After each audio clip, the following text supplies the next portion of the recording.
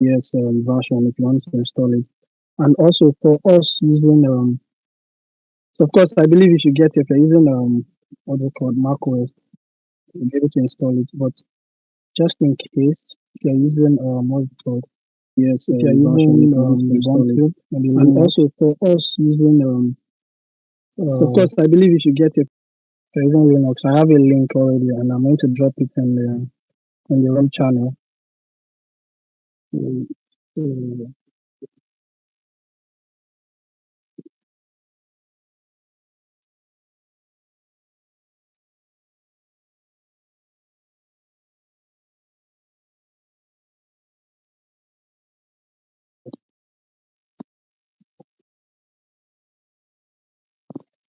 okay. Node.js.org. Yes, visit Node.js.org.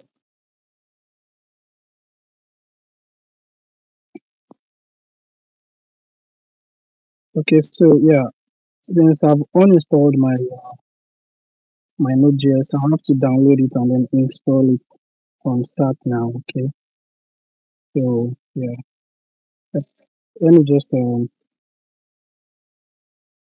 my terminal first to confirm that not installed. All right, has been uninstalled. Need to bring that up.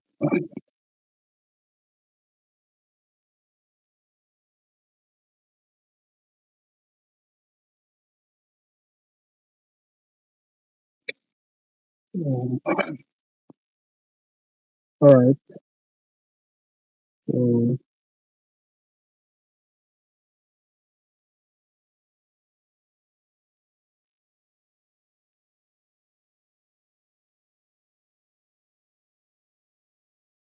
okay, yeah, so yes, we have this guy here.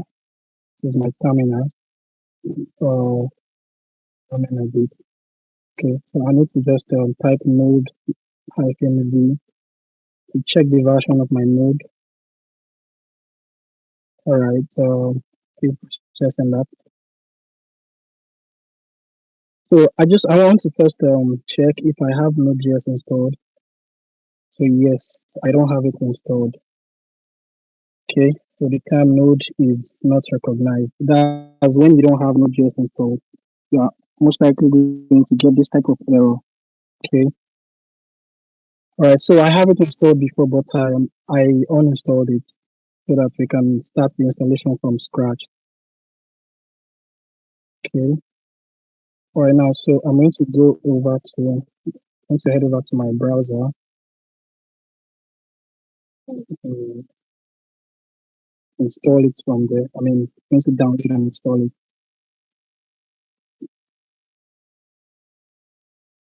Okay. So, yeah, that guy. Sorry, Mr. Elijah. Yeah. Please, can you speak louder? Like, we can't really hear you. Thank you.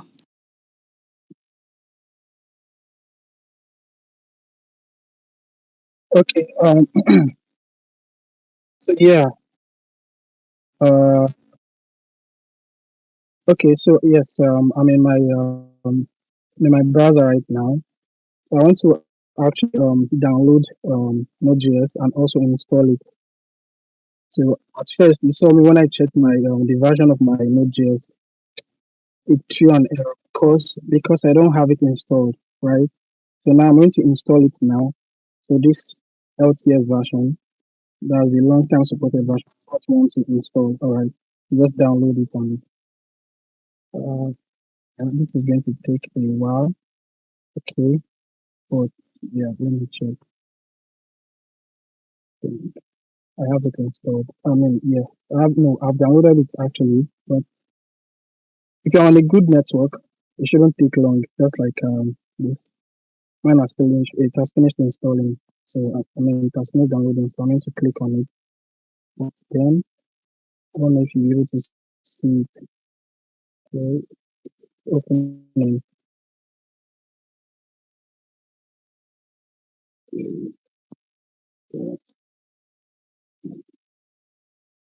So the reason I'm doing this is because I don't want us to say like maybe just in case maybe if you try this approach and it's not working, I think maybe I did some type of magic that you guys. So there's no any magic here. Okay, all right. So yeah, it has opened up. So let me show you. Uh, okay, so I have the setup here. So this is the setup over here. So all I need to just do is click next. Just click show it next, next, and then yeah, of course, you want to save it on the program files. So and then hit next again. So automatically install necessary to use. Okay, well for me, I don't need this chocolate or something. I just need to just click next and then hit install. Continue to ask you, and that's it right there. Uh,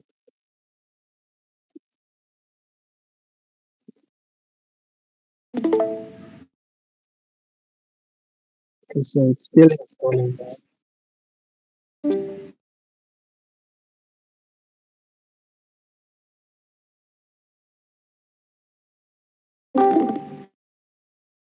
Okay, so it's done installing. Just need to click finish. So after hitting finish, then I should head back to my terminal.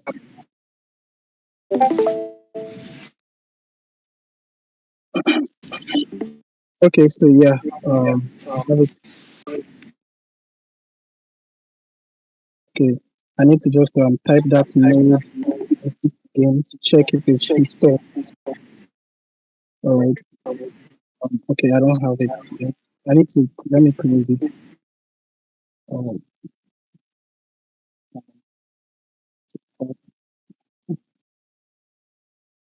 okay. So let me close my terminal.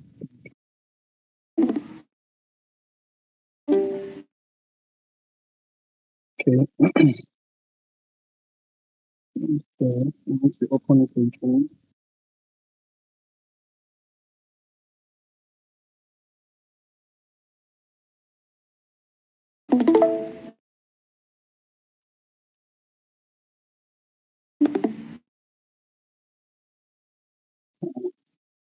Okay. So type it again. And yeah, that's it. I have it right there. So all I just did is close the terminal. If you have your terminal open before installation, it's not actually going to work. Okay, so you just have to close the terminal and then open it again and then type the node -v. So now I have the version of the node that I installed rather than getting errors. Okay. All right, so that's a proof that Node.js is actually installed in the system. And if you want to also check if npm is installed, you just have to type it, and then if it's installed, then you should have it. Okay, yeah, so that's the version right there. Okay, so what's the next now? Okay, so here's my terminal. I can just hit, so if you know Java, inside of your terminal, right, you can just type node and hit enter. Okay, so that has actually changed the environment. Now I'm no longer in my terminal again. Um, I'm inside of node. I think it's called repo. Yeah. So it's I think it's spelled REP. It evaluate print loop. That's what's repo. Repo. Yeah. That was okay. So right here now, you start typing JavaScript codes, and it's going to work fine because I'm inside of the node um, repo. So I type it, it's going to like evaluate, going to like try to read and then evaluate and then give me the value and then the result that I type out of it. Okay, so for instance, let's start by creating a variable. We've talked about what variables are now. So variables, they are containers, containers that you save value inside of. Okay, and I mentioned that there are three ways you can create views, three keywords actually. So you can use the let, const, and then keyword to actually create variables. Okay, I'm using let in this case, and then I have my variable name, name, right? I can just give it a value. So okay, let's call it call, and then hit enter, right? Okay, it returned the fine. That's because I did it actually. What did it? Um, so this I typed here did not actually return anything. That's why we got on the. But if I type name here and then I hit enter, so it returns the value. But I type name and then I got the value back. Because you can do a lot there as long as it's JavaScript code. So okay, let me create another variable, call it obj. Talk about objects first. Okay, so that's okay. I just created an empty object. So if I type obj, I should get the empty object back. Then of course I can give this object. I can add properties to this object. So like I'm creating name and then type Elijah this time. And I click enter. Okay, and return it like so. If I type obj, I have it here. I have the object here with the property with the value of Elijah. And of course, I can even append the method to it. So method they are functions inside of object, right? Okay, so if I type get name, so call this get name, obj.get name, and then I assign it to a function. That's the function. Okay,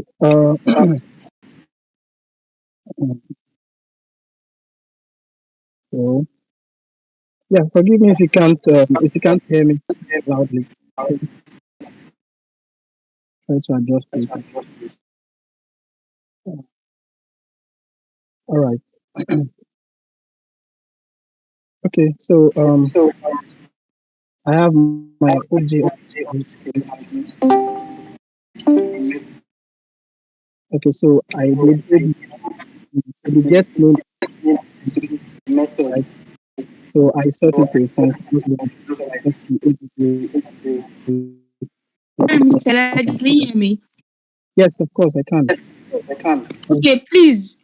Do you have your Discord open on two channels? Maybe your phone and your laptop because your voice is echoing. So I Oh, don't know if you can check. Yes. So if you have it open on two platforms, maybe you could just end your phone and just use your laptop. Thank you. yeah. Okay, thank you. But I'm on my laptop. All right. Okay. Okay. Thanks. Yeah. All right. Okay, so you can just return. So I created a method, and then instead of the function of the method, I'm returning name here. Okay, so that's what I'm doing here. Okay, so I returned name. In this case, name is actually referencing a variable created somewhere. So this name is a variable we created earlier. Did we create? Okay, yes, we created a name variable earlier. So we are returning it out of this method now. So if I hit enter, right, and then I type obj, so I should now have a property and also a method inside of it. Okay, so now how do how do you access this method inside of this object? All you need to do is just type obj dot the name of the method, which is get name, and as you can see beneath this line I am here, we have the function here. That's the function of the get name, right? So of course, if you are typing, if it's a variable that you type, so without hitting enter, you should see the preview of the value of that variable, or be it variable or a property of an object. we always get the preview of the value it's holding down here. Okay, so we need to call this we need to call this method. And how do we call a function after creating it? So all you just need to do is type the name of the method and then put your double parenthesis on the front of it. Okay, like just like this, right? And then hit enter. Okay, so now we get the value. What we got down here is actually what we returned inside of the function, which is the name variable we created earlier. And as you can see, if you look at this line I'm highlighting here, that's the name variable. Okay, so this is where we actually created the what's it called? Where we created the variable, right? And then we assign it a value straight away, which is joy. So name variable is holding a value of joy, right? So now we return the name variable. So what are we expecting back? It's the value we assigned to the name variable. That's what we're expecting back, which is joy. So inside of this method we created, I returned name inside of it. So after calling the method, we get the name back. I mean the value that the name variable is holding, which is joy. So I think it's complicated that. Yeah. Okay, so just try to understand it. Okay, so I want to try as much as possible to be attending to questions as we are proceeding. Okay, so we're moving on. Okay, um, someone is asking me to start from beginning. Okay, of course I'm going to do that if you want that. Someone is also saying that we can't install Node.js. Well, I don't know. It depends on maybe the OS you're using. If it's Windows, then it's very straightforward.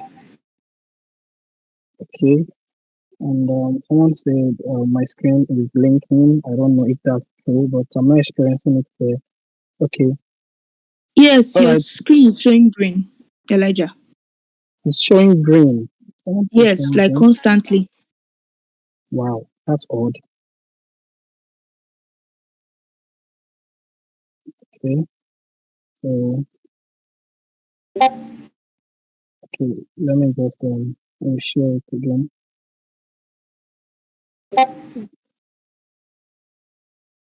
Okay, so we are inside of the terminal right now. Yeah.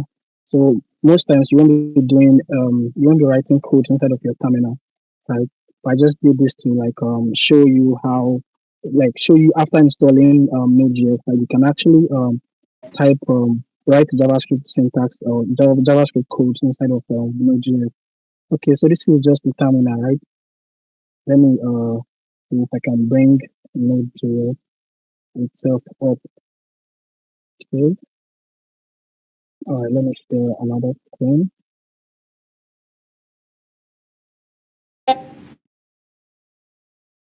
Okay, so I just opened Node.js itself.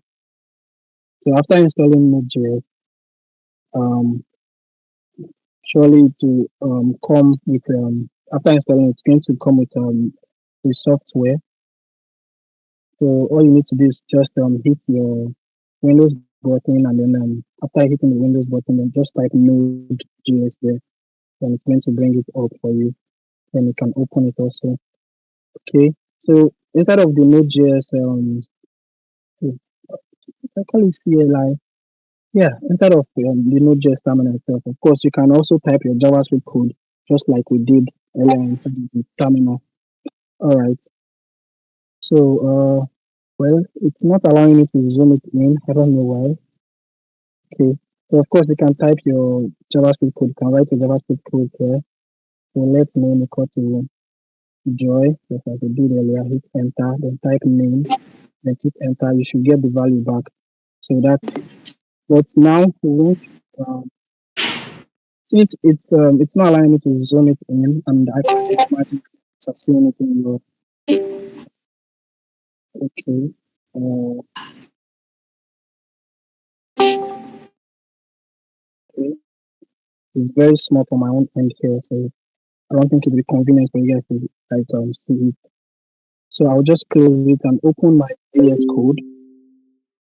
Right. Um, over. So we are going to do some things from where we left off in the previous tutorial. We didn't finish everything there, so we'll use this opportunity to cover up that part. Okay. So um, if you have any questions so far, please drop it inside of the if you are on our Discord workspace. Of course, you can drop it in the your room channel. Okay. But if you're watching from YouTube, let me also remind you not to forget to like and also subscribe to this channel. Okay. All right. But if you have any questions so far, just drop it in the channel or drop it on our YouTube channel. Drop it there. Try as much as possible to attend to it and as quick as we can, of course. Okay. Okay. I'm trying to share my VS Code. So you can start typing start writing JavaScript. All right. Okay. So yes, so I want to open test, and I need to zoom in, right? Uh, yeah. Okay. So what we have here is from our previous class. So we talked about, I think, sorry, forgive me. Object was what we talked about last week, not week, then it should be one of what we have here. Okay.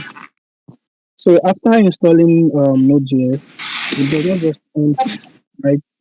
So you can also execute or run apps as long as it's JavaScript JavaScript file. You can execute the code and then have have it run your JavaScript file, for instance. So first thing first. So yeah, I want to check. I want to know how many files are inside of the directory I am. So all I just need to do inside of my VS Code. So there's a way you can bring up your terminal. You can actually access your terminal inside of VS Code, just in case you don't know. So we have it up here. So you should see some links here, some text rather. Just hit this terminal, click on it, and then just click on this first this thing here. Yeah. So it says new terminal, of course, it's going to create a new terminal. So inside of this terminal now, you can type ls, list the file inside of the directory you are. So yes, I have some files here. So which one do I want to execute now? So I want to actually run the file name object. So just like obj, I mean sorry, object rather, object.js. So there's a file named JS inside of this directory. So I want Node.js to run it for me. All I need to type node and then give a space, then the file name you want to like execute or you want to run rather. So just hit enter if you have it. So it's going to try and find the file, and then after it's being found, it's going to then run it, right? So after running it, of course, you are going to get console. So anything you load inside of the console, you're going to get it back here inside of this terminal, okay? So I think load some things like Open tu patana bunga noisy. Mu favorite. okay, Oh, the pattern no. all right. So make this smaller, and then um I want to be sure that you guys are actually practicing what we've been doing so far, because after this tutorial I'm going to drop a little stuff for you guys to play with, like a little assignment. Yes, you guys can work on it. Okay, so we've actually done installation of Node.js, right? That's the biggest part of this session. Okay, so now after installing Node.js, what do you I mean what do you need to do next? It's actually just start building stuff, start writing codes and Node.js codes. Okay, so that's just it. Start writing codes, right? Yeah, we're going to write codes, okay? But we have some things that we've actually not covered. We've not talked about, I think, functions. We've not talked about them in depth. I don't know. Likewise, control flows, statements, conditional statements. We've not talked about that. So let's use this session to talk about those things. So I'm going to create another file in my VS Code, new file. And please, if you have any questions so far, do not forget, just ask, all right? Just drop it in the room channel. If you're watching from YouTube, you can drop it as a comment there. Okay. All right. So I'm going to hit Control S and save it as uh, control. Let's call it control flow or conditional. Conditional.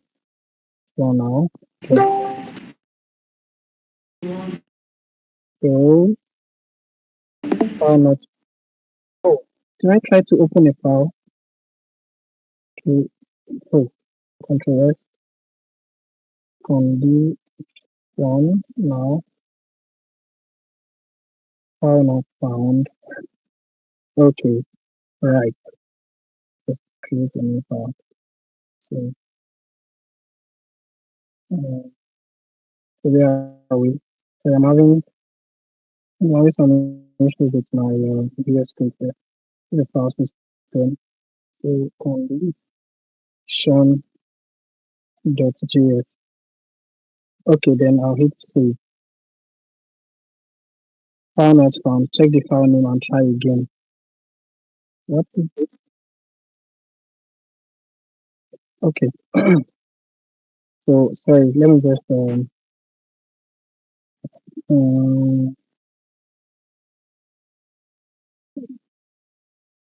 come on. God, condition.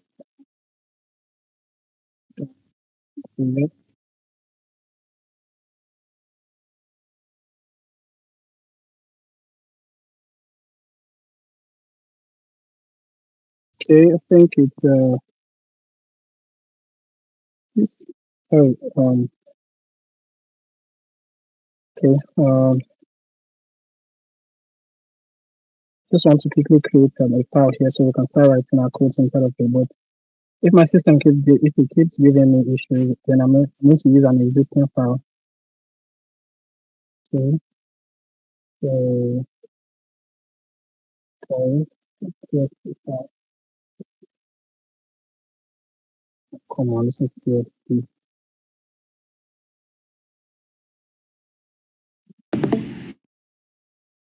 Okay. All right. So back here now. Let me close this file. Close my. All right. Then I'll try to open the file. Okay. So let me open this one. Okay. So come here.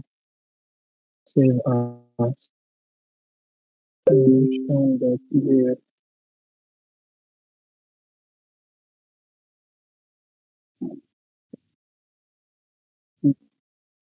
Oh, great.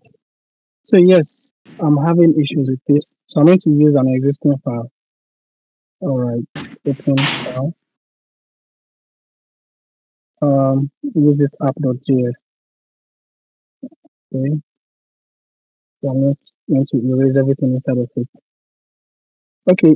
So one of our just we installed node which is used to execute or run a file concurrently. Like as you make changes, it's going to watch for those changes and then restart. Rerun the file. Okay. So if there's any changes, we just want our code to like keep rerunning automatically without having to do it manually. Okay, so I'm going to type nodemon app.js. So I think I have nodemon installed globally, right? So it's going to work if it's installed globally. Okay, yes. to have it installed globally. We'll get to the part where we'll be installing packages very well so that you guys will get familiarity. But for now, let's just keep it simple here. Okay, so if you have any questions, please just ask already, okay?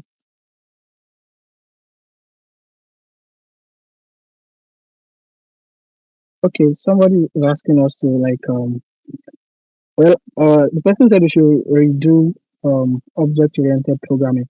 What we did last time isn't object-oriented programming. It's just objects, right? How to create objects and access some properties and methods from objects. It's not actually object-oriented programming at all. Okay, so let's quickly talk about that object again. So it's just basically um, call it OBJ, right? So creating objects, it's just this syntax bracket. I mean, not bracket actually. Uh, curly braces. So if you want to create your object, you just type these two curly braces, and inside of the curly braces, you have. So object is known to be sorry. Object is known to be in key value pairs, right? So you have a key and then you have a value. It's like a variable, only that you don't use assignment operator operators inside of your object. Okay. So all you need to do is type the key, then put a semicolon. So we have a key, which is the name of the property, right? So inside of object, think of it as a variable. If you are writing a property, it should be like a variable, right? The property is more like a variable inside of your object. So it takes the name, except you're not using any let var or something inside of the curly braces, that's inside of the object. So just type the key, right? In this case, we have a name, and then assign it to any data type at all. You can assign it to either a string, either string number, or what's it called, object, array, or maybe your boolean. You can even assign it to undefined or null, right? Just do anything inside. Assign it to any data type at all. Can even be reference type, like can be reference type like maybe your function, your what you call, can be your array or your object. Okay. So now we have name set to John, right? Okay, so you can have age set to 30. So this is your object, right? How are you going to know that this is an object? It's by seeing these curly braces right here. By seeing it alone, you should know that, yeah, this is an object. The variable is an object. It's not the name that's going to allow you to know that something is an object. No, it's the value that it's holding. The value the variable is holding is what you're going to use to identify the type of data type it's holding. Okay, so in this case now we have object here. So the curly braces should let you know that, oh yeah, this is an object. Okay, okay. So after that, okay. So after that, you've created your object, right? How to retrieve values from your object? You can use two ways: dot notation. You can use your dot notation, or you can use your bracket notation. Okay, just like bracket notation, like the way you do for if you want to retrieve value from an array using index. Okay, so let's just do console.log. So the dot notation is basically this: you type the variable name or maybe the object name, type the object name, and then you type dot, a period, or full stop, whichever way you can understand it better. So whether you call it full stop or you call it dot, or you call it period, yes, any of that. So after that dot, then you have the property you want to retrieve from the object. So note that I type name here, right? That's because it has a property of name, right? There's a name property here. That's why I type name after the period, because I want to like get the value of that name property inside of this object. That's inside of this object. Note that if this object name is something else like person, then surely I want to type person here, right? So person dot name. because there's a name inside of the person. There's a name property inside of the person, right? Okay, so if I type that, inside, if I hit save, we call as admin, call on, understand what my system is just misbehaving today. Okay, oh great. Okay, so I think I need to stop something. So sorry, pardon me. Yeah.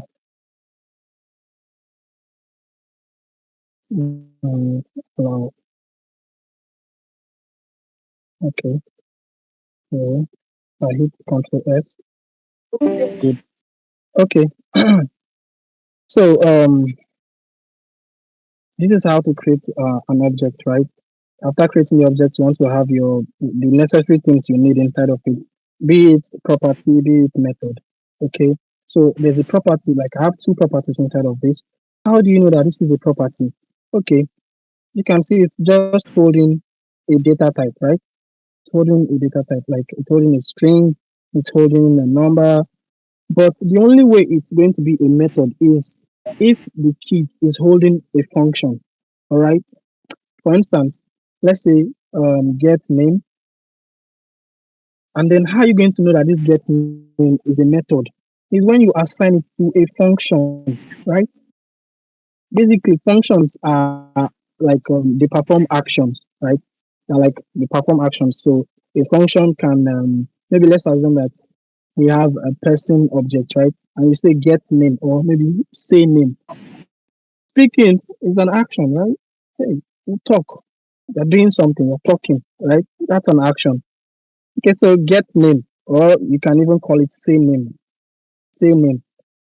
Oh, say name. Okay, you want to assign it to a function to have it say that and to have it perform that action you want it to perform. Okay, so say name. Then I have and functions can be created different ways. Of course, you can see the keyword function like this, right? That way, and you can still see something like this arrow function like that, right? So this is also a function. It's just it's just a syntax that is different. See, so this is called arrow function. If I hover over it now, you see that my JS hint is warning me, saying that arrow function. Notice the name; it called it arrow function. That's the name of this type of function. It's arrow function. Okay, so yes, if I let's go back to the key function. Okay. If I hit Control S now, notice I'm logging the person's name. So I did person.name, and then we have the name of the person here. That's what I'm doing right now, right? I'm getting the value. I'm trying to get the value of this person's object name. Okay. So after typing that here, what we get is the value assigned to it, which is John. You can see my console well. So let me zoom in, okay, so that I have big enough for you to see. Okay. So we have John here in my console. But then we have a method here that says same name. Okay, and then it's having console.log inside of it, right? Maybe I shouldn't do console.log inside of it. So let's just use so let's just do return. Let's return it. So return. Whenever you have a function, right? It's well, it's best to always return something.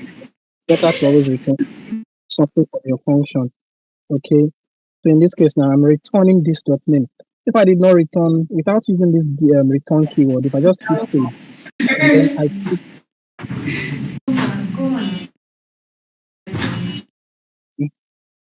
so okay.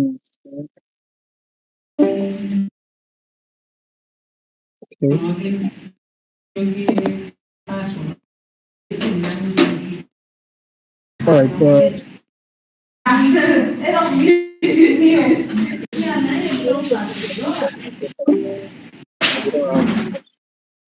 Okay. Sorry. Somebody's not muted here. Yeah. Okay, that's better. Okay, so I have so I want to get to this say name method here. So all I just need to type is the name of the key, which is say name, right? Since it's a function, then I need to use my parenthesis in front of it. So that way I'm calling the function. So whenever you see these two parentheses in front of maybe you can call this a variable name or something, yes. Right? Whenever you see something like this and you see these two parentheses, just know that it's function. So they are trying to call that function, right? So I have say name and then I have these two parentheses here. These two parentheses, I have them too. So I'm calling that function, right? So now calling this function, it's going to return something, right? So we call a function, want it to return something. Of course, you can call a function that does not return anything, but does something, like some things rather, right? For instance, I can do console.log inside of the function.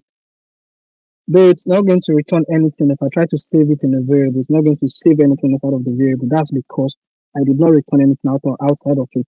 But since I did console.log inside of the function, if I check my console, I'm going to get whatever I'm logging inside of the function there. Okay. But in this case now, see the function, we are not returning anything from this function because we did not type the return keyword. So I just did this dot name. So and then now I call the function inside of this console.log here, right? Call it inside of this console.log. Okay, if I hit Control S now, check my console. So I have undefined here in my console. How is that? Well, it's basically simple. If you don't return anything from a function, then don't expect to get anything back from the function.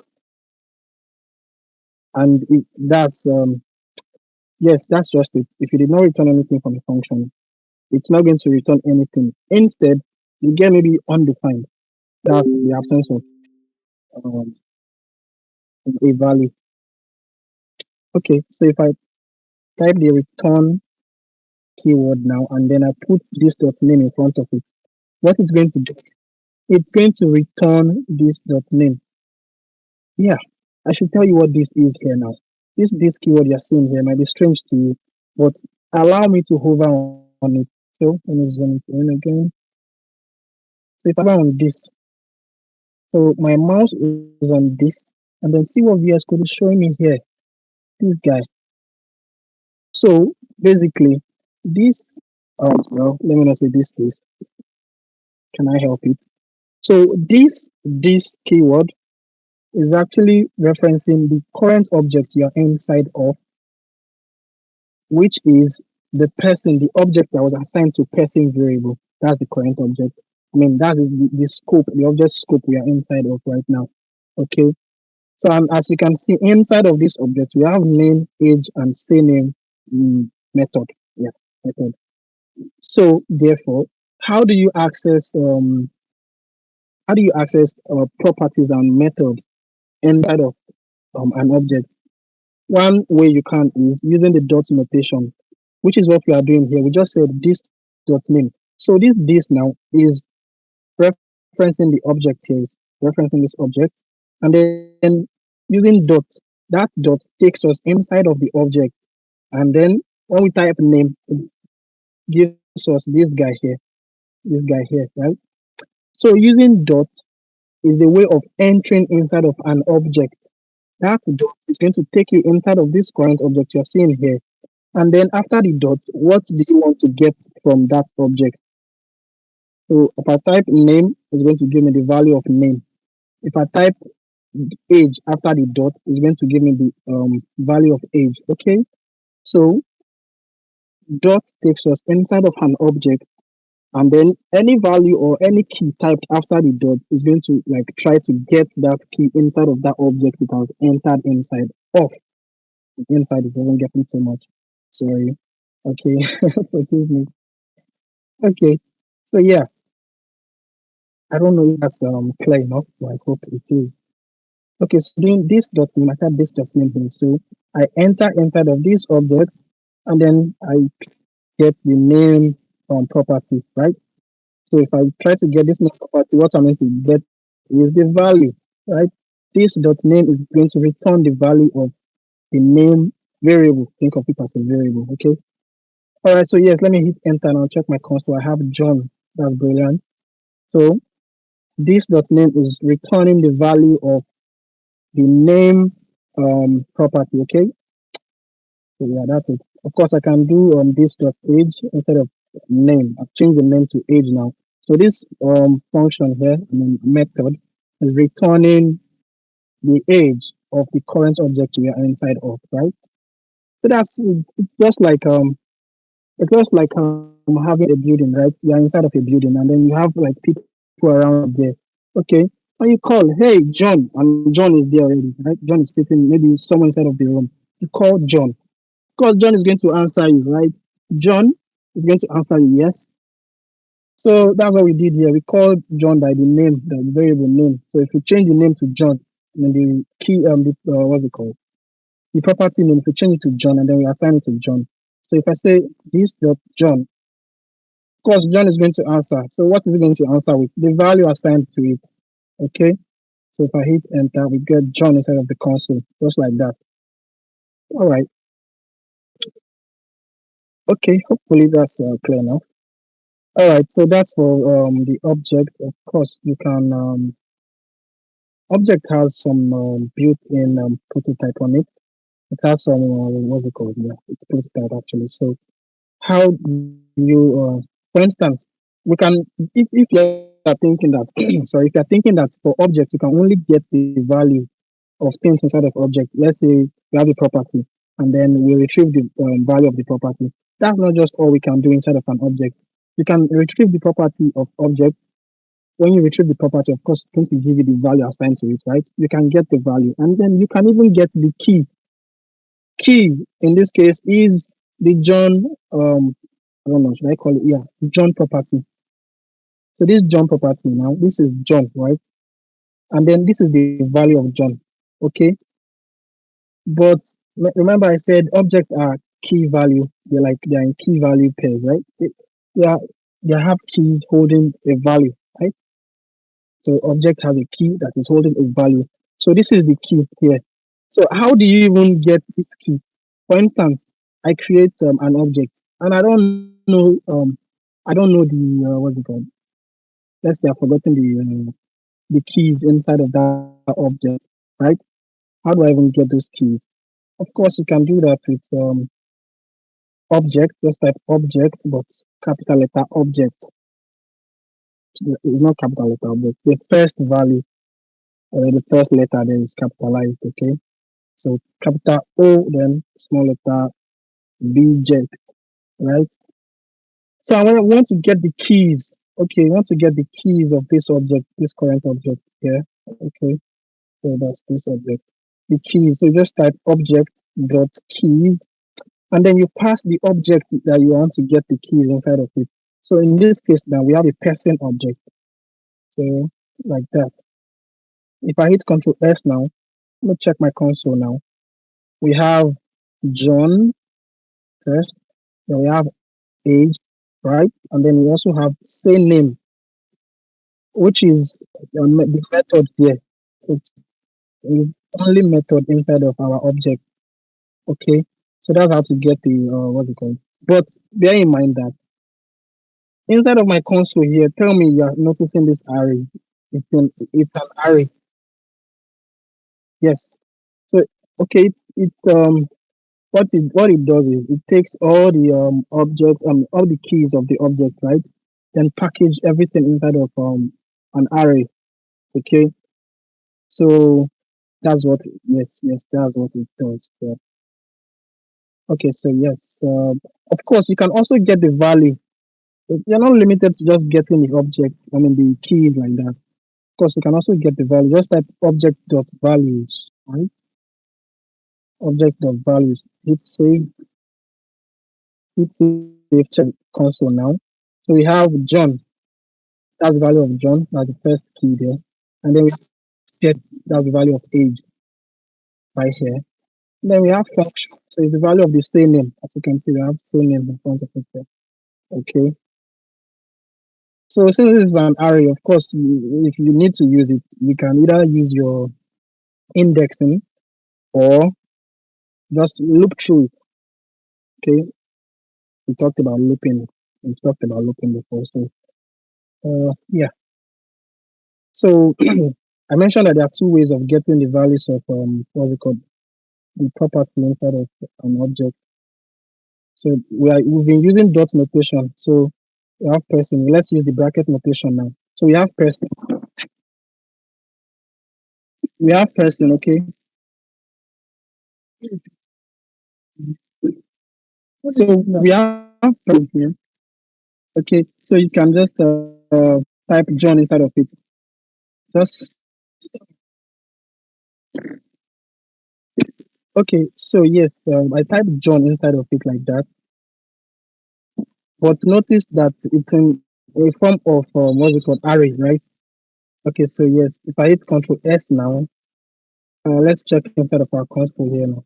So we have John here. You can see John, just like that. Okay. Of course, I can even do something else. I can type. I can put another property, which is age, right? Type age like that. Hit Control S. What are we getting? Undefined. Wow, that's brilliant. Person age. How is that possible? So yes, 30, right? So the value age is holding, of course, is 30. So that's what we have there. Okay. So that's another way of accessing using. That's another way you can access the properties of an object. Okay. So yes, for the person asking me to like redo or reiterate objects, please if that's not clear enough, maybe perhaps after the class we can do it one on one. Okay, we can just take it personal and do it on our own. Okay. So yeah, let's move to conditions. Yeah, let's move to wow. Okay, great. So let's move to conditions now. Please, this is not OOP. Let's not confuse this for OOP. We're just learning how to manipulate objects here, how to use objects. All right. OOP is something different entirely. I'll tell you about OOP. Have you heard of class before? Creating classes. Yes. We'll get to that part maybe. Yeah, but not in this. We'll get to that part maybe some other time. Okay. All right, great. So yeah, let's talk a bit about. So comment this out. Scroll down a bit, or maybe I should just delete this. All right. Yeah, let me not disturb us. Fresh start. Great. So let's use this opportunity to talk about what's it called? Conditions now. Okay. So to me, well, conditions is not actually something very complex, but I dropped the link inside of the Rome channel that we can go through it before we even get there. Okay. So let me try to bring that link up. So it's a link from I think MDN. So that's Mozilla Developer Network or something. Yes. Yes, because I Mozilla Developer Network. Okay. Yes, so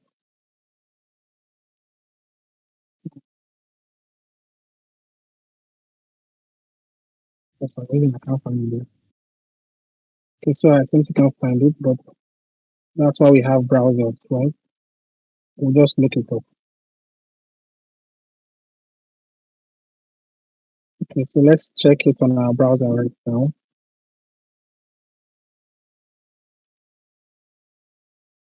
Okay, so let's leave Node.js for now. So, condition. Yes, Googling is the best. Just type the name of what you're looking for. So for me, I'll just type condition, then MDN. So that's let's go. Let's go. This is the link. Okay, so condition is basically just about way of saying you're putting some things on conditions. Hey, if this is possible, then do it. Else, if it's not possible, do something else. That's it. Hey, John, buy me something. If that something is not available, please buy me something else. That's it. Okay. So I think the basic way is using if and else statement, right? That's how you can do those conditions in JavaScript. If, else, if, else. Three things. Hey John, buy me what can I use? Buy me okay, fine. Buy me rice. Right? John, buy me rice. Just in case there's no rice. You can also buy in case if there's no rice, but try buying beans. But if there's no beans, okay, just buy plantain. Buy rice. Else if there's no rice, buy beans. Else buy plantain. Three steps, right? So first condition is to buy the rice. That's if there's rice, right? But if there's no rice, buy beans. What about if there's no beans? If there's no rice and there's no beans, okay, then just go ahead and buy something else. What is that thing? You tell your code to do that. So you tell your code to bring out something else. Okay, so that's what we have here, right? So let me zoom this in a bit so you can see clearly. Okay, so we have a function. This is good. We created a function here. We have function test num, which is test number, right? And then it has a single parameter. Okay, and that's it's dynamic, of course. If they pass any value, we're going to replace this a. If they pass any value instead of this parenthesis, we're going to replace this a. Okay, so they have a variable here. Let result. So this variable, they didn't assign it a number or they didn't assign it anything. So it's just undefined. So if you have a variable assigned like this without a value, it's going to be undefined. All right, the initial value is going to be undefined. So now they said if, and then they put the condition inside the parentheses. The condition is inside of the parentheses. Okay. So now they say if a is greater than 0, right? And of course here when they pass a here, a is just a, right? So you might be thinking, how can a letter be greater than 0 when it's not a number? Well, this a you're seeing here is just there for fashion. Think of it as a variable that is going to be replaced later, like not a constant variable, because a constant variable cannot change, the value can be changed. So let's think of it as, for me, variables, parameters inside of parameters of what's it called, of a function to me is a local variable that is only available inside of that function. Okay, I don't know if we've talked about functions, but I'll try to cover it in this area. Okay, so they say a, right? So this a is just a placeholder. Think of it as a placeholder. Something else is going to be passed inside of this parameter, like inside of this parenthesis later to replace a. So a is just like a camouflage or something. Call it placeholder. It is a placeholder. It's just a placeholder for something else. So now we have if a is greater than 0. So if they call this function now and they pass 5 inside of the parameter, I don't know if we can edit. Do we have edit access on this? Yes, we do. Great. Okay. So let's now use -5. Let's use 5. So now you see when they created this variable, they have a inside of this parameter, right? But when they want to call the variable, they put 5 inside of it. So in this case, a here means 5. A is represent, 5 after calling the function. So 5 is the one representing a now. So if 5, because when they call this function, they pass 5 there, right? So now if 5 is greater than 0, so this is greater than sign here. If you know something about mathematics, then you should know this greater than sign. This sign here in mathematics is greater than sign, right? Likewise in programming. So if I'm not going to call this a again because we've seen it here that it has been passed. It has been replaced by 5. So if 5 is greater than 0, then do this. So whatever is inside of this block here, they call it block. Okay. So anything inside of this block, of course, this is just your regular,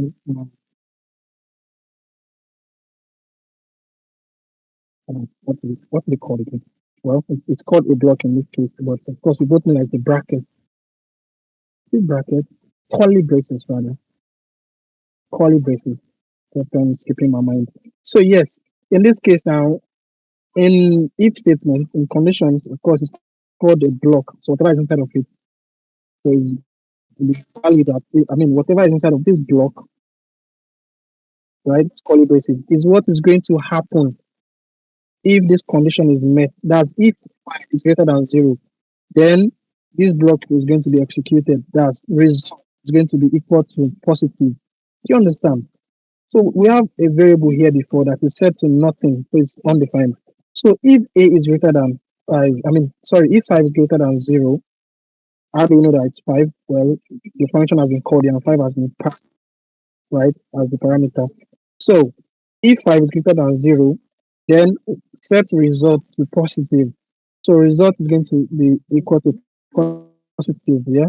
Else, so there's this else block here too, right? So let's say else.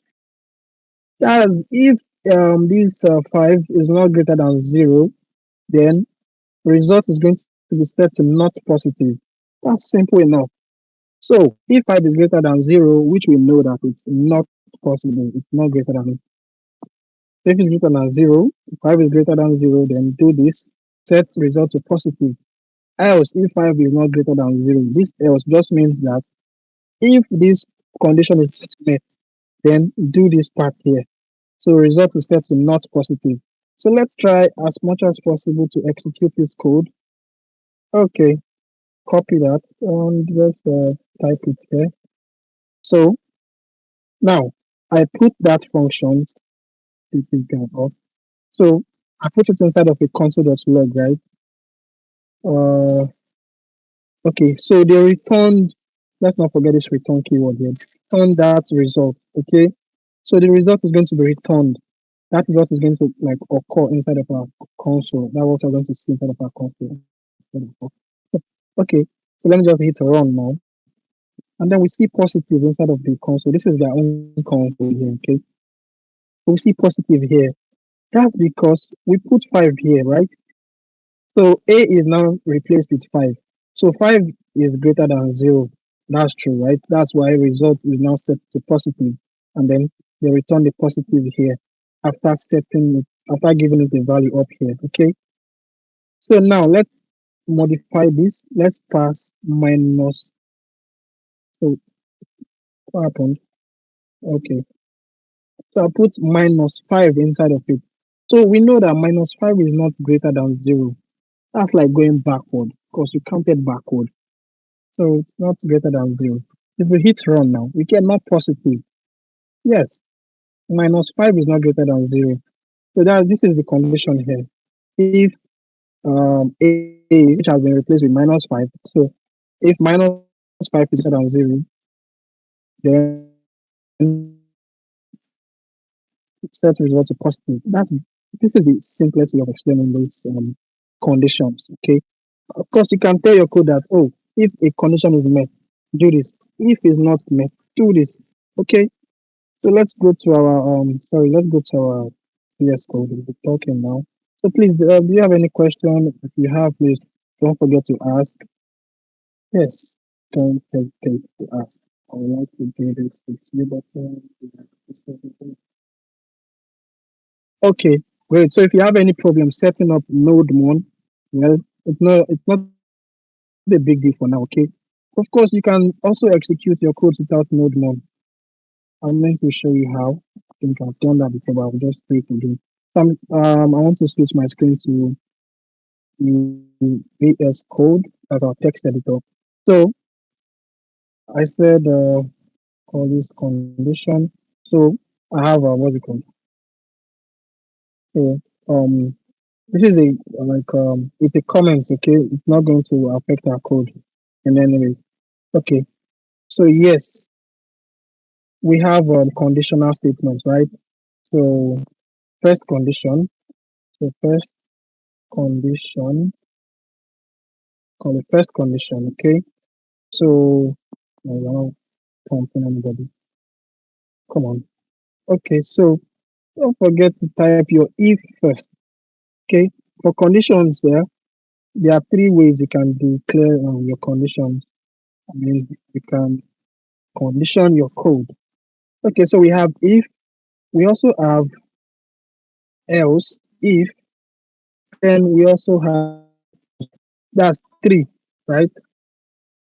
Okay, so we have if, and then we have else, if, and then we have else. So that's the way you can chain the conditions together. Okay? You can say if something, else if another thing, else if another thing, else your if and else if can be as long as 10,000.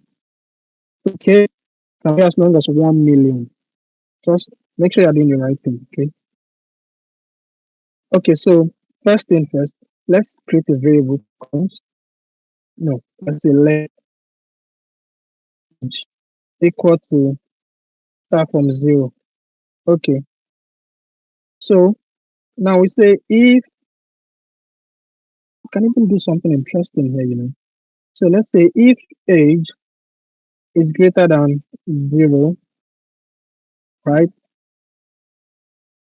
So the syntax will bring up syntax here.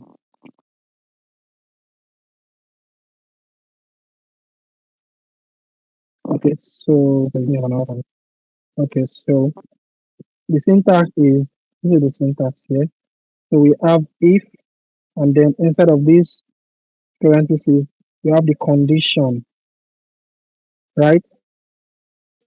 So inside of the block here, we have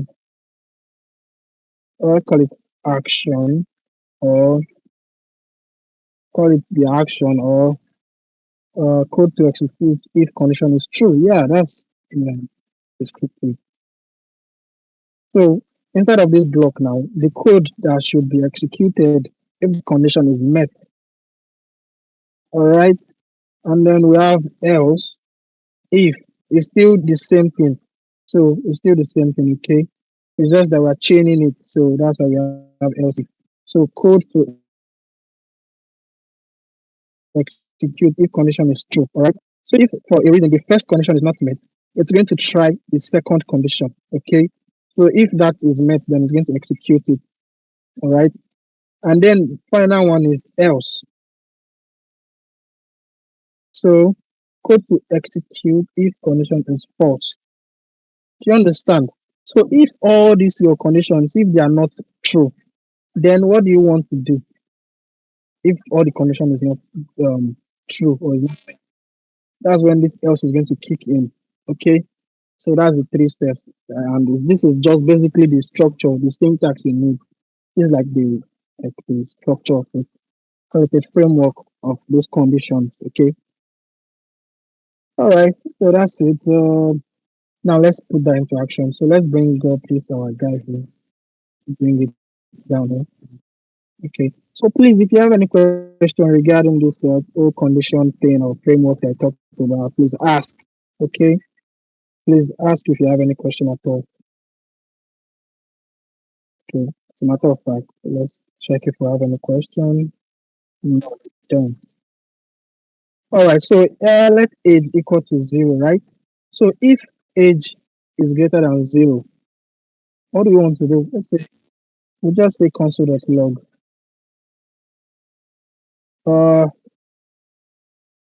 If you are still 0 years or 0 years old, you are a child. Hmm. Okay, so what about the else? Let's see what we have for the else. So you are a child. Wow, co-pilot. That's not. No, this is not good. Okay, so you you know what? Let's what's it called? What do we call this thing? So let's concatenate some things here. So you are 0 years old. So basically, if the no, if it's greater than, not if it's 0. Okay, this is not important. You are okay. Let's say yes. That is even the best way. So you just say you are a child, okay? You are you are a child, right? That's if you are greater than zero. And then we do another thing. So we say else if what age do you get to become an adult? Else if age is greater than 12. Nah, it's not adult.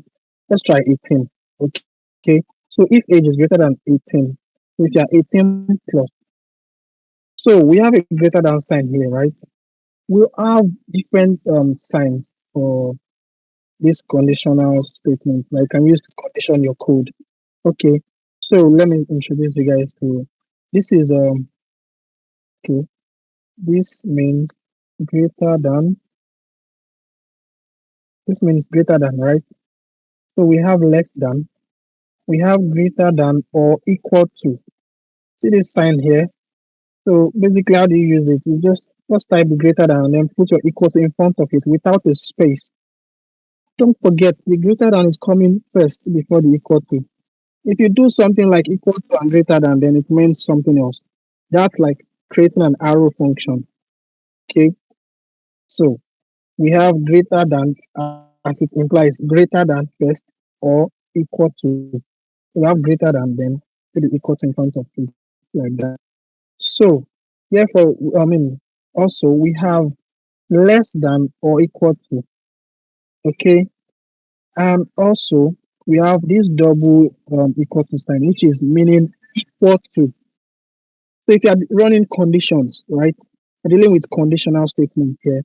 If you are dealing with it, just one single equal to does not mean equal to. You know already that equal to is an assignment operator. That's what you use to assign a value to a variable. So equal to is marked as assignment operator. Okay. So if you want to use equal to inside of your conditions, it should be double. So that simply means equal to if the value are equal to each other. All right. We have another one too. Triple equal to. Yes. Triple equal to sign. So that simply means that if the value are equal to each other and they are of the same data type. Okay. So this is strict. Using the triple equal to sign is strict, it's being strict. Checking for the value and also checking for the data type. All right. Same data type. as the message. So we have another one also. Guys, this thing is it's kind of much, I understand. But if you play around it, if you use all these things, just use them, test them, get familiar with them. It will become easy. Okay. So then we have this exclamation mark, and then we have the equal to. So that simply means that exclamation denotes not. It means not. So that's it. If you just want to say, oh, if this guy is not the other guy, hey John, if you are not Elijah, if John is not Moses, yeah.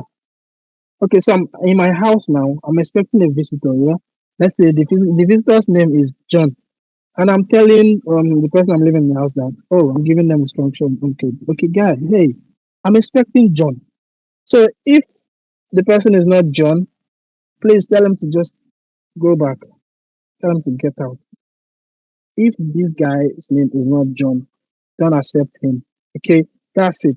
You want to tell your code that hey, if this is not this, then that this is how to do it. Your exclamation mark first before the equal to. All right. So if John is not Moses, so not equal to. Okay. So we have another one again, and basically this first one here, if the the exclamation mark and then the single equal to just simply means that if the value are not equal to, it's not checking the type, okay? But if you use this not equal to sign with double equal to sign, it means if the value are not equal to each other and also the data type are not the same, okay? All right. And then we have another one. Don't think that they are uncountable. They are not. You can count them. So we have this double ampersand sign here. We all know this as don't know, should I call it and sign? So in JavaScript it's called the and sign, okay? And sign, ampersand. It stands for and in JavaScript, but it has to be two. It has to be double like this. So this ampersand double means and in JavaScript, okay? Means and. So you can mix that this is the way you can use to mix two conditions together. So if John and Moses, so if John is John, okay, that's not supposed to be. So if age is 5 and name is Elijah, so you can even be more specific. You can say, hey, I'm expecting somebody, and the person's name is John, and then the person is black in complexion, or you can say the person is black in color. You like it like so that we just say if person dot name is John and person dot color or complexion is black, allow them in. This is Nigeria, so we're expecting just black people. Okay, we don't need white. Please, it's just a joke. Oh. Just kidding here. Okay, because yeah, we allow anybody. We're not we don't judge by their colors. Okay, so this double ampersand sign stands for and. Okay, so it's okay. So we also have another one. Man, this is long. So yeah, you get to understand them now. Just we'll play with them in a bit. So this double pipe here, we call it pipe. Pipe. So it simply means or. So it's the or operator. Okay, we have the and operator, or operator, equal to operator, assignment operator, less than operator, greater than operator. Okay, less than or equal to just that one, that's just mixing of two type of operators together. Okay. Okay, so yeah, that's it. I think that's all for now. Like, I already mentioned this. So this exclamation mark means not. So it's the not operator. All right. So mixing it with the assignment operator simply means not equal to. All right. I call it assignment operator. That's because it's just one equal to operator, which we all know in Java. Well, not all of us. So which in JavaScript, in some other languages, basically means the assignment operator. Yeah. So the equal to operator is the assignment operator. I mean, forgive me. This guy here, because now we have um, what's it called? Can I call it assignment operator? Yes. Double assignment operator simply means equal to in JavaScript. Okay. But one assignment operator is just assignment operator. So it's for assigning a value to a variable. Um, all right. So let's use this. So yes, we just talked about objects not quite long. So let's create an object. So let's person, all right, equal to an object. So the person now, yeah, the person is an object. So the person has a name. The person has age. Oh, that's not all. Person has age and the person has yeah. So I think let's try to. So person dot name is John, right? Person dot age is 30. Um, gender, good. So this person is male. Okay. Mm, okay. So we have another one. Complexion. How do you spell that again? All right. Is black, for instance. Okay. So yes. Now let's use our if statement to check. Jesus. Somebody's asking if there's not less than operator. So how's that possible? Let's see. Is that possible? Not less than, no. Is there? Okay. So we have all these guys here. Not equal to, not or. Please, I don't want to talk about this now. I have to test all these things first. I'm not sure this is possible, but of course we test it.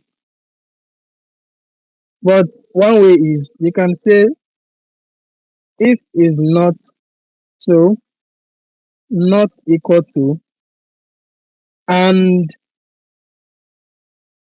okay. So if is not equal to this and less than this, right? It is not equal to and less than, so not less than, something like that. So if this guy is not less, so if in this case now, I think you have to have your condition. I mean, the condition first.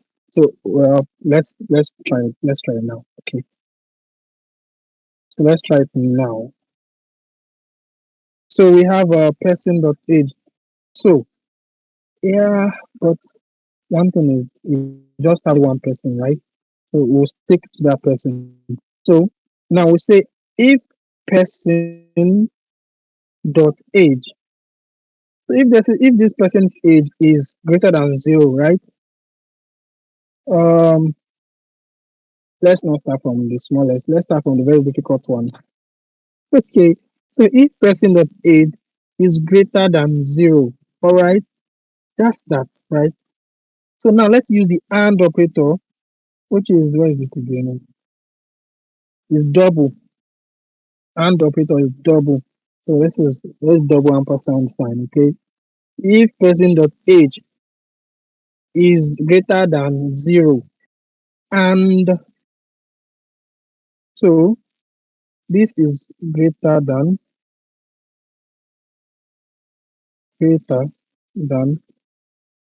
and why isn't this two? This guy, and operator, operator. That's right. Okay. So greater than operator and operator. So these are the two things that we're using here. These two things, right? The two operators. Okay. So person of age is greater than 0, and person dot age is less than, let's say is less than 18. Okay. So if this person is between 0 and 17, so now is when it's less than 18, then it's definitely not 18. Okay, it's less than 18. So if it's 18, the condition won't be met. Condition will be false because this guy is checking if it's less than 18, not equal to it. Okay, so if this person is less than 18, they'll just say, "Hey, dude, you're a child." In this case, we can concatenate. Concatenate is like adding two stuffs together. Okay, two strings together. Well, in this case, a string and a number. I call it interpolation. I think it's interpolation. So let's put uh oh so um okay, what I want to do now is I want to actually call the person's name and tell the person that, dude, you are a child. Okay, so let's pass this guy here. So we say person dot name. Okay, person dot name. So we call the person's name and you tell the person that, hey, dude, you are a child. All right. Elijah, comma, you are a child. Let's put exclamation. Okay, we'll try some things here. So else, okay, so yes. Else if this person is greater than 18. So let's say if this person is greater than or equal to, okay. So see that now you have the greater than sign and then the equal to in front of it, right? So if this person is 18, or even older than 18. So we just say, hey, dude, you're an adult or something. So where's that? Okay, let me copy this string here. I mean, this console not log line here. Paste it here again.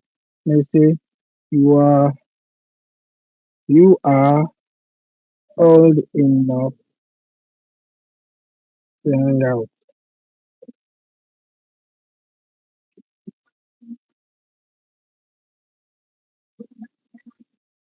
Okay, let's be funny here. Old enough. Oh, okay, you are old enough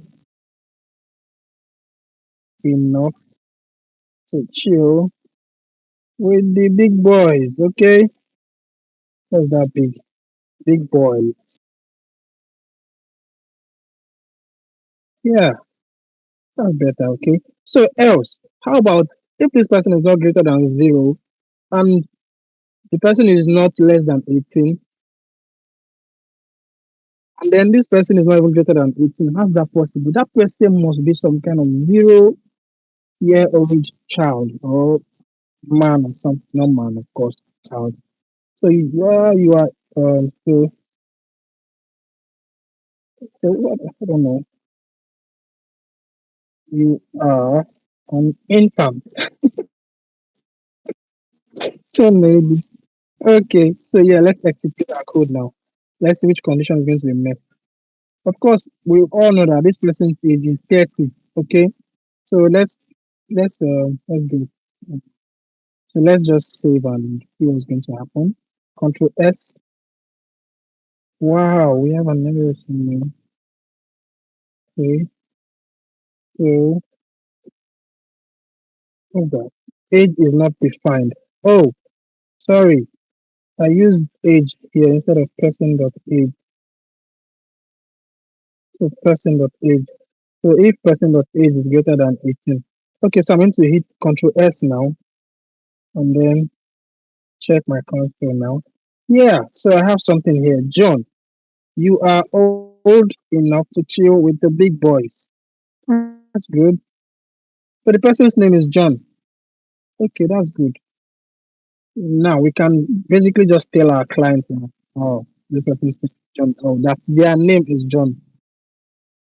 Okay, so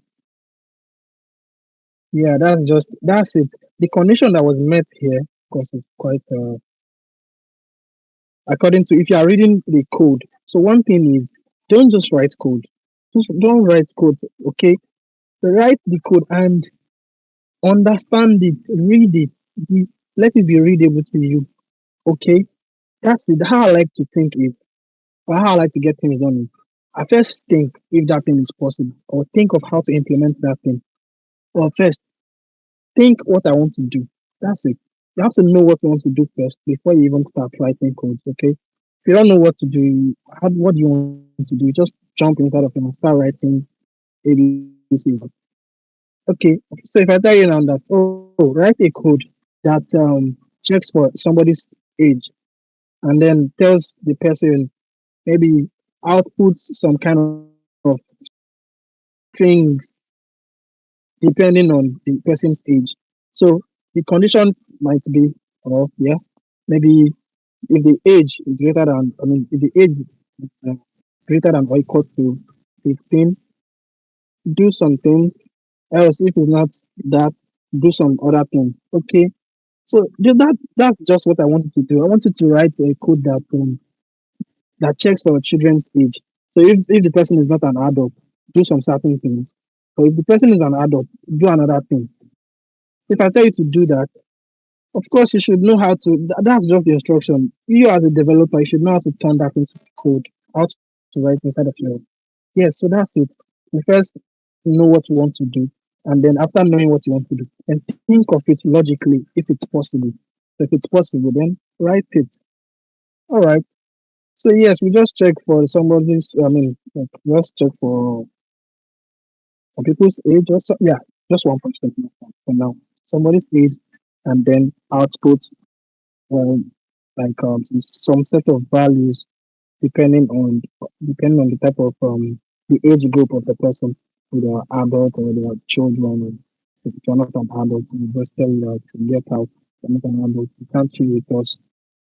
So now, this person's age is 30. Of course, we know that. So the person's age is definitely greater than 18. So we know that that person is an adult. So they can start hanging out. They can start chilling with the big boys. Okay. So maybe just in case if the person is not yet 18, right? You can just tell the person that, hey, you want to bamba, you can't bump, right? You can't chill with the big boys. Okay. So you tell the person that they can't chill with us, okay? So you're just a child.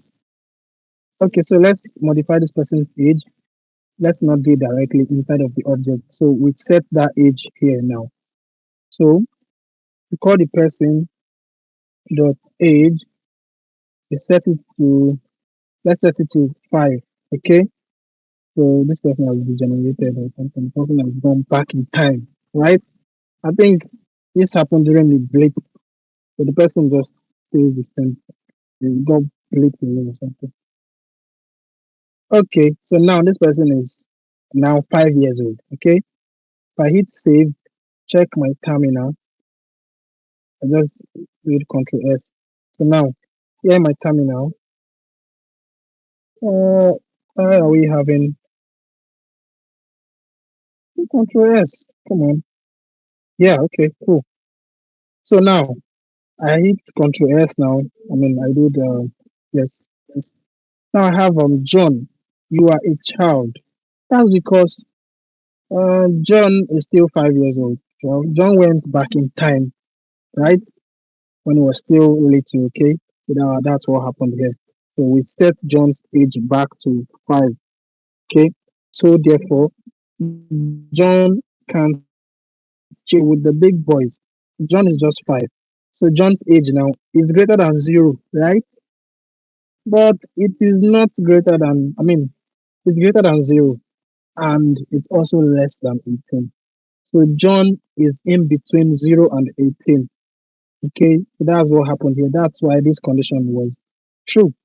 Okay, so person dot age is greater than 0. Of course, John is greater than 0. And so we said and, right? This and now means that these two conditions must be true. That's the greater than and less than must be true. Like, yes, they must be true. But normally, we know that John is greater than 0 and John's age is also less than 18. We know that. But since we use and simply denotes that these two things must be true. So the and basically is telling us that these two things must be true. Okay. I said maybe we put greater than here. Let's if we change this to greater than now, yes, it still must be true. So the age must be greater than 0, and then the age must be greater than 18 before this condition even be met. Okay.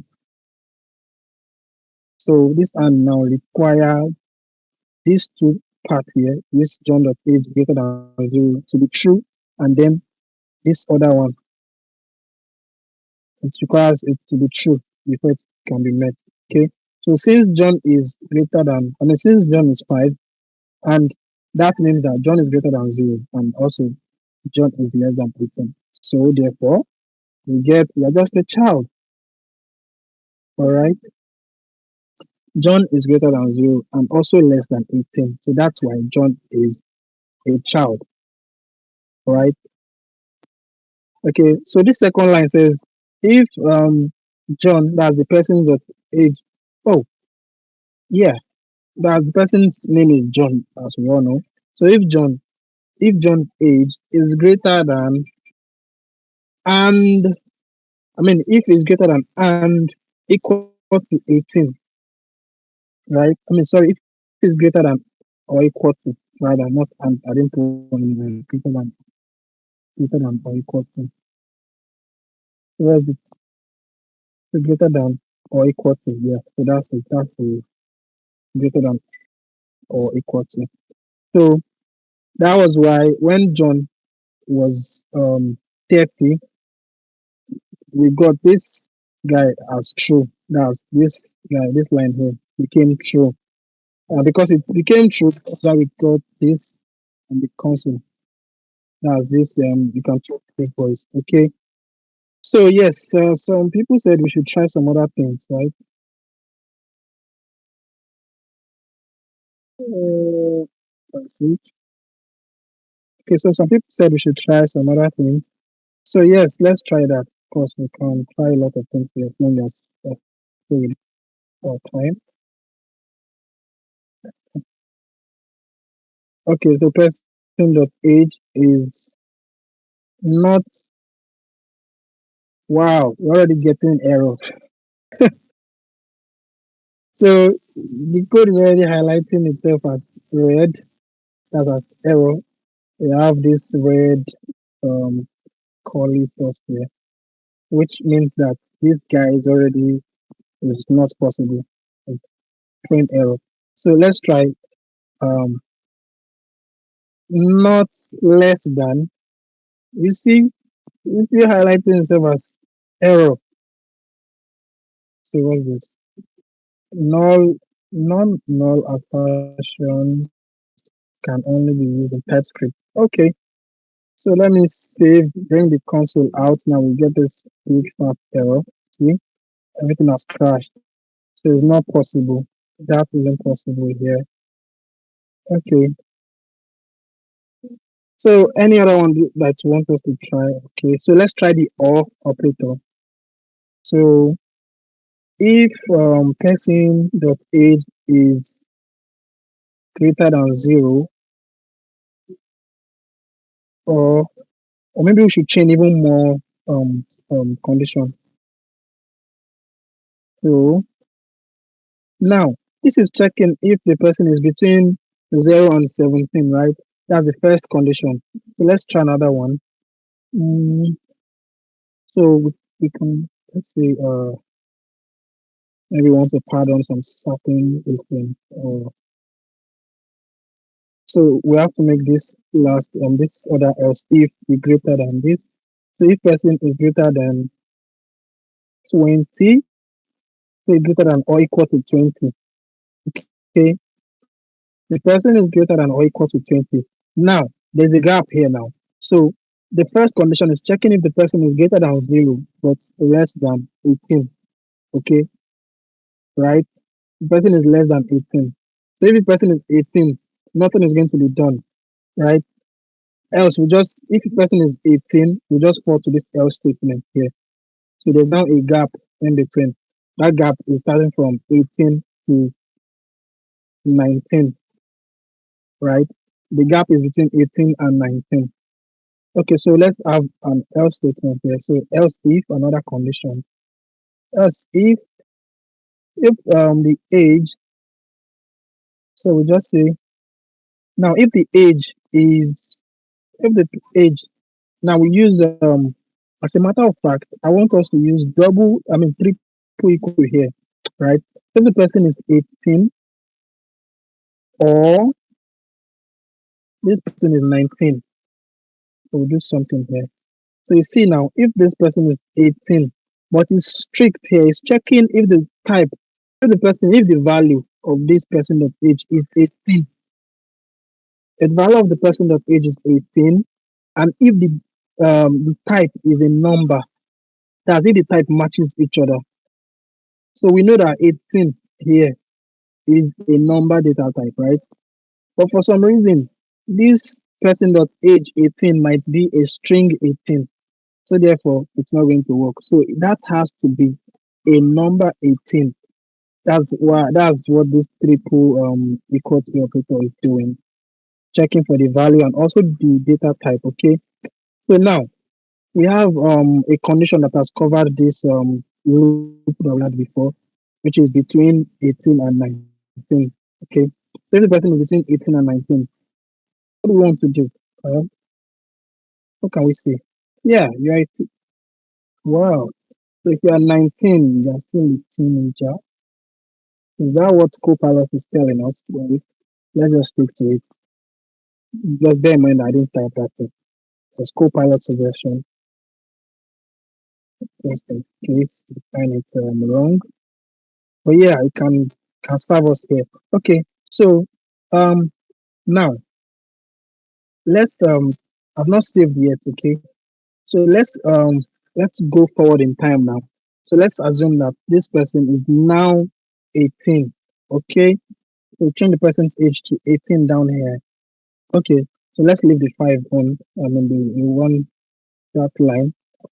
So let's say maybe after uh after 13 years. So after 13 years, okay. So the person so after 13 years, okay. So how do we achieve this now? Let's do some magic here. So after 13 years, of course we can just say person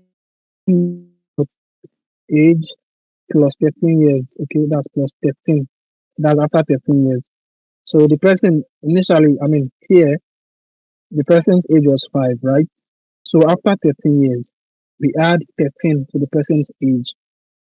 All right. These are simple things that you can even be doing. Okay.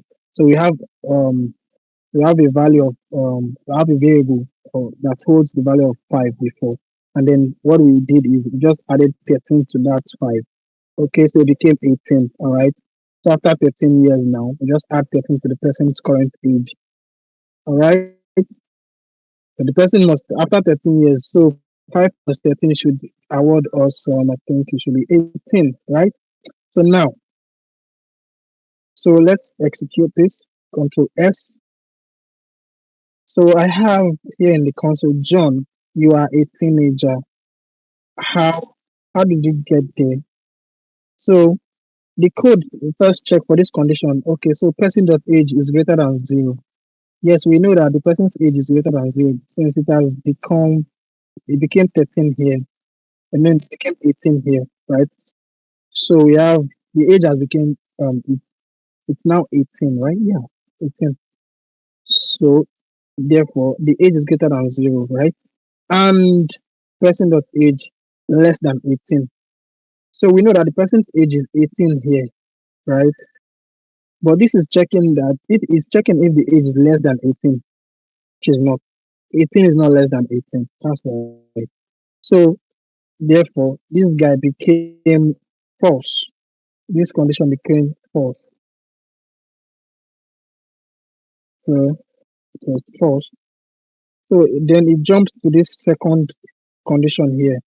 So it checks if person of age is equal to 18 or person of age is 19. So this line is checking if the person's age is 18 or 19. All right. So and as at this time the person's age is 18, so it became true. The condition became true, just like this, right? So therefore we got the code inside of this block was now executed. So it was executed, right? That was how we got to see this John, you are a teenager inside of the console here, of the terminal. Okay, so I think that's it. That shouldn't be as complex as I'm thinking. Yeah, yes. So that that is true. Okay, so let's check our time. Okay, what else should I try? Let's see if you have any question.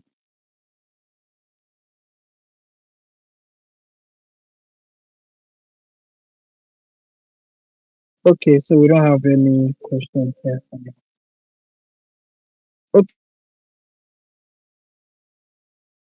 so this is just all conditions, checking if a condition is met. If not, then do something else. Just how to like structure the flow. You can also hear control flow. Yeah, this is basically it. This is control flow. Okay, what happens if two conditions are met? Someone asked. Well, that can't be possible. Well, if you do according to control flow, if you are chaining if you are chaining the conditions together. Okay, so if you are chaining the questions, the conditions together. For instance, you have if something, else if something, else if something else. Okay, so that's like you are in a flow of conditions, right? So if one is met, do that. if that is not met and another one is met, do this. Okay. So that way, the two blocks, the two if blocks. I mean, if you have if something, one has to. You're only expecting one correct one. Okay, you're expecting just one correct um result, right?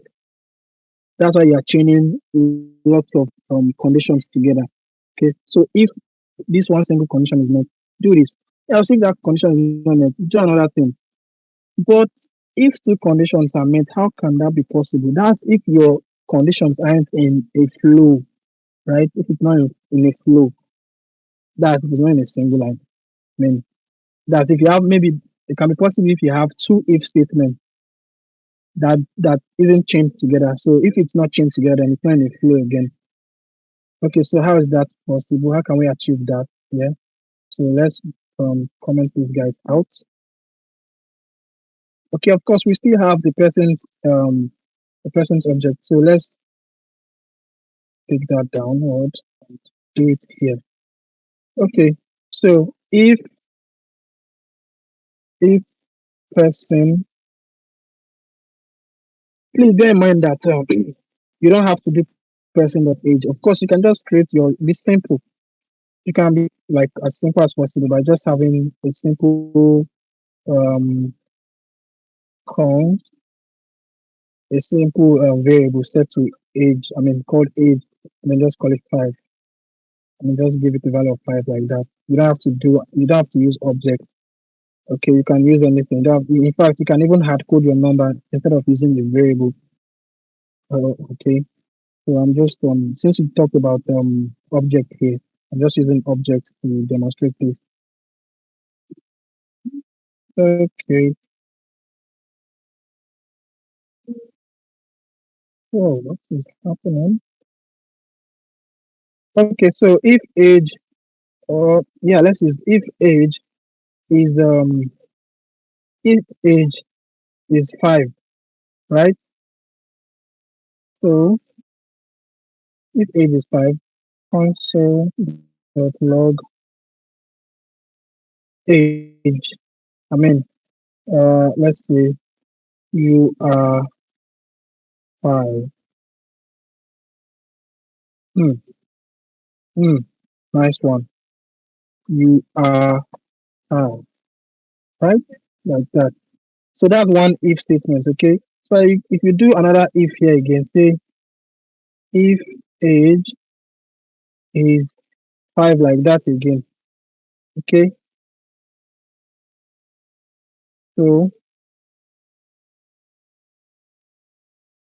you are 5 once again. So you are 5 first, then you are 5 once again here. So this doesn't make any sense to me. Just like like repeating codes, okay? But then when the code, when JavaScript reads the code to this line, this part is going to execute whatever is inside of the block of the condition, okay, which is console.log you are 5. So JavaScript won't stop reading in that place. It's going to continue. Check here again. So if it sees this again, it's going to also compile and execute this. And then if the condition it was met, it's going to execute it. It's going to execute whatever inside of the block. Okay. So let me just hit Control S now. Check. You see, you are 5. You are 5 once again. That's because they're both true. This is not in a flow. This condition is not in a flow. Okay. It's not in a flow. It's just two different conditions. Hey, if John is John, tell him to come in. But if John is not John, no, there's nothing like if, but if not, there's nothing like that here. It's like giving one person one instruction twice. Okay, hey dude, if this bread seller comes in, tell her to drop my bread. You tell the dude again, hey dude, if this bread seller comes in, tell her to drop my, like repeating to one condition twice. That's what is happening here. Okay, so this is bad. except maybe you want to return two different outputs on that same condition. Okay, that's sensible. So if John is John, or if age is 5, say this. If age is 5 again, say this. So this, and meanwhile, this is happening in just a single flow. I mean, there's no in a single this is, except maybe maybe let's assume that you are doing front end. Someone clicks something in one place. Let's say they click a button in one place. You give them this output. Then you check again. They click another button. So you tell them something, but in this case, in a harsh way. So let's say you are 5 in this place. You are 5. Okay, that's simple, right? Then you now use this exclamation mark, and then now you say, uh, "Hey, you are 5." Okay, like this person is not listening. You tell the person that you are 5, and then the person coming and ask, "Hey, what's my age?" You are 5 now. Like, okay, added pressure here. Hey, you are 5. Okay, so that's what's happening here. Telling you that, guy, I'm warning you, and then you do that thing again. And this time around, you have to restrict the person. Okay, all right. So that's just it, right? Um, so I'm going to like drop all these things inside of the our channel. I'm going to paste all these things here, here so that you can reference it later. Now I'm even going to pin it for some certain period. So if you need to like check it, you can always go back there and check it. Okay. So yes, please, before we round up here, if you have any question, notice that there are other operators that we've not used. Okay. So and here, yeah. So please, pardon me. Let me quickly check this thing. So for that, for the triple equal to sign, yeah, the triple equal to sign. So this age here, okay. So this since this age is 5, right? Let me just make it a string 5. All right. So it's now a string 5. Okay. No, it's 5, but it's a string. The data type is different. The data type is no longer a number again. Okay. So it's now a string, but the value is 5. So if I execute this code now, I click Control S, I hit Control S, I open my console now, my terminal. So we still have hey, we still have the output you are 5, right? How about in this first condition here, I make it triple equal to, right?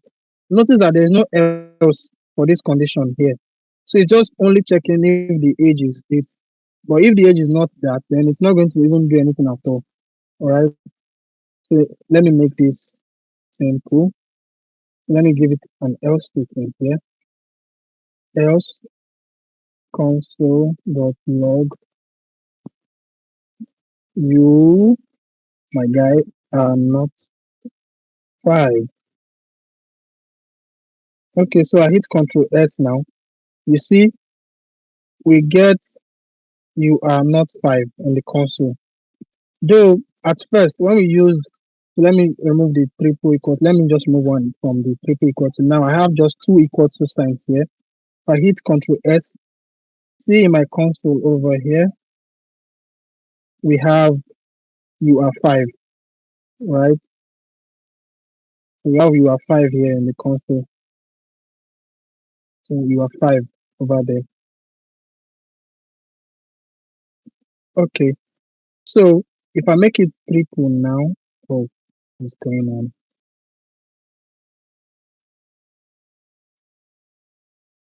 I believe you've seen what happened when I made it what's it called? Triple. It went straight to the else statement. And that was because the data type are no longer the same. I mean, the data type are not the same. So at first, it just checked checking the double equal to operator is just checking for the value, not the type. For the triple double, I mean, did I say triple double? Forgive me. Okay, for the triple equal to sign means that it's going to check for the data type and also the value. So the double just checks for the value, but the triple checks for the data type and the value. So that is it. Do not forget. All right. So that'll be the end of this session. Okay, guys. So please, if you have any, maybe if you have any further questions, you can just direct them to the room channel. Yeah.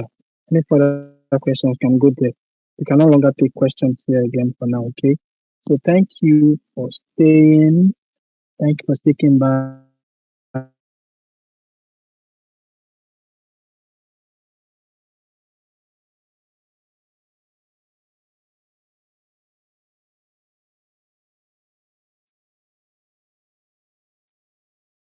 All right, guys.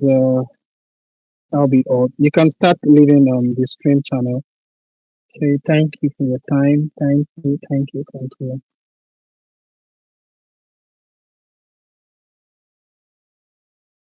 Oh yeah. Welcome.